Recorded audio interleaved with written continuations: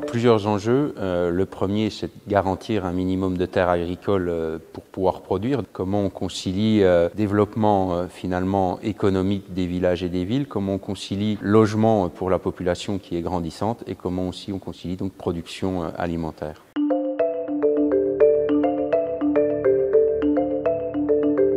Le premier, ça va être de motiver dans les écoles les jeunes à venir dans le secteur agricole, leur montrer que ce n'est pas un métier comme ça peut souvent être dit ringard, c'est qu'il y a une multitude d'opportunités, que ce soit dans l'élevage, dans le végétal. Il faut aussi qu'on soit en capacité de former les nouveaux arrivants en reconversion, donc des gens qui ont eu des parcours différents avant, qu'on leur apporte un niveau de formation pour reprendre ces entreprises-là. Il faut aussi qu'on s'adapte à une génération qui est exigeante, différente des autres. Ça veut dire qu'elle a envie de trouver des villages ou des villes où elles peuvent vivre avec leurs compagnons ou leurs compagnons, qui n'ont pas forcément envie de faire leur carrière là-dedans. Et puis, il faut aussi qu'on développe l'innovation pour rendre le travail moins pénible, justement.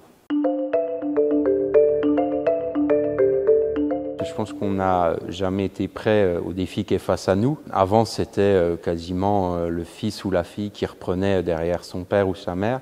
On le sait, maintenant, ça va représenter plus que 20%. Donc, ça va être des profils très variés. Souvent, ce qu'on appelle les non issus du milieu agricole, les NIMA. Ils vont être variés, ils vont être divers, avec des attentes tout aussi, je pense, surprenantes les unes que les autres. Mais je pense qu'on peut y arriver collectivement. C'est ce qu'on va tâcher de faire à travers le pacte d'orientation et d'avenir agricole.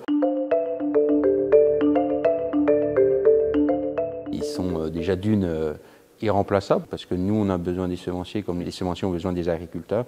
Et puis, je pense qu'il faut continuer dans la recherche. On attend du développement sur la résistance des stress hydriques, des stress thermiques, des résistances peut-être à certaines maladies. Le jeune agriculteur a une position en faveur des nouvelles biotechnologies, ces fameuses NBT. On est en bonne voie. Il faut tous qu'on communique collectivement pour justement pas se laisser enfermer dans des carcans qui nous fera encore une fois passer à côté d'innovations tellement merveilleuses et je pense qu'on peut le relever collectivement.